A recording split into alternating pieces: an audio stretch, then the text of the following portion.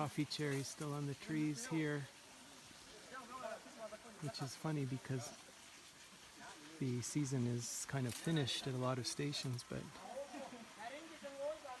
this is a bit high in Yamasheke. This is Kanyeje, also called Kanyege or Chanyege or Chanyeje. It says it different here, but these are cool. These are old, very old trees. You know, these bronze tips, maybe Bourbon types. This is a very kind of long cherry, long fruit.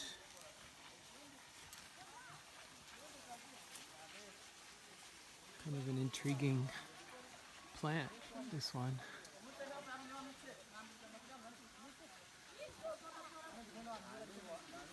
And literally some trees right at the station here. Here's the processing. They just started washing coffee through the channel.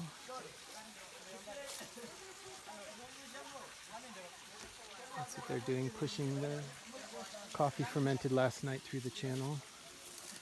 An interesting list.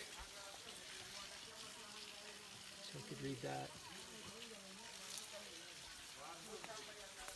Yeah, so Kanyeje is a coffee we were really happy with last year. It's a, you know, the station's really high altitude, but you know, if this is 1900 meters, coffee comes from, you know, these altitudes around here. But like I'm at a station that's, you know, 1700 just before this, Nyakabingo, and that coffee is also coming from 1900, and so the altitude of the station itself is like not this big deal.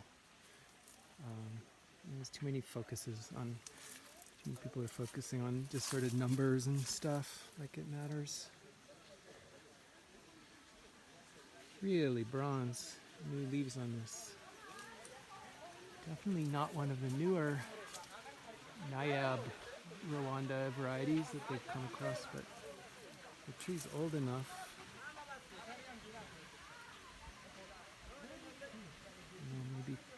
Maybe 20, 30 years, I think. Not sure.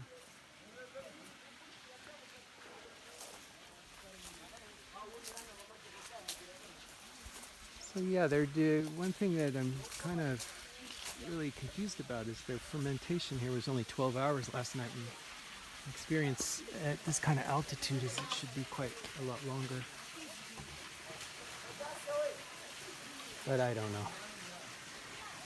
You just sort of scratch your head on things that seem a little confusing, and maybe you learn something new. It's definitely this station has a lot of sun exposure, a lot of warmth generated during the day by the sun, so it would influence and speed up fermentation. They're also kind of towards the end of the season. They've got a few more weeks here, but some of the batches are quite small. And that changes the nature of fermentation, if you can imagine that the heat generated by the fermentation reaction itself helps speed up. So when you have a greater mass of coffee, you can actually sometimes ferment faster. Also depends on how much mucilage is on the coffee, since that's sort of the material of fermentation. It's the energy source of,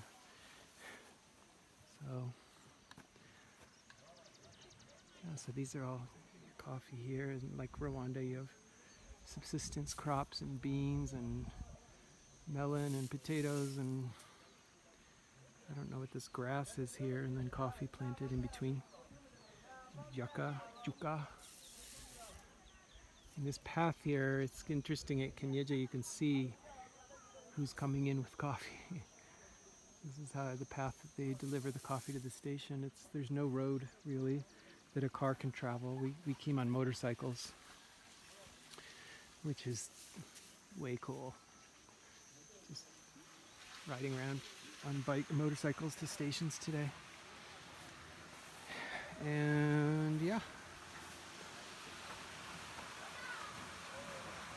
this is the shade drying here, and very steep embankments here with the sun drying, which has led to some of the beds kind of caving in and stuff. So a bit of a challenging site, but a really nice drawing site anyway. And some of the beds are a bit funny. And this was a super duper coffee last year, so we're looking forward to cupping in Kigali this year's crop that's in production. This is some nice looking whitewashed parchment. Looks like it's pretty well picked. Little thick on the drying bed here, but not enough to be a problem. And then this is like the off grades. It's like the A3 grade, or maybe below even, kind of a triage grade. You can just see the yellowing of the parchment, maybe over fermentation in the cherry. It sat a long time. A lot of various forms of damage to that parchment. So you pretty much know that's going to suck. It's coffee we don't even taste, really. It's those off grades. All right, Kanye J.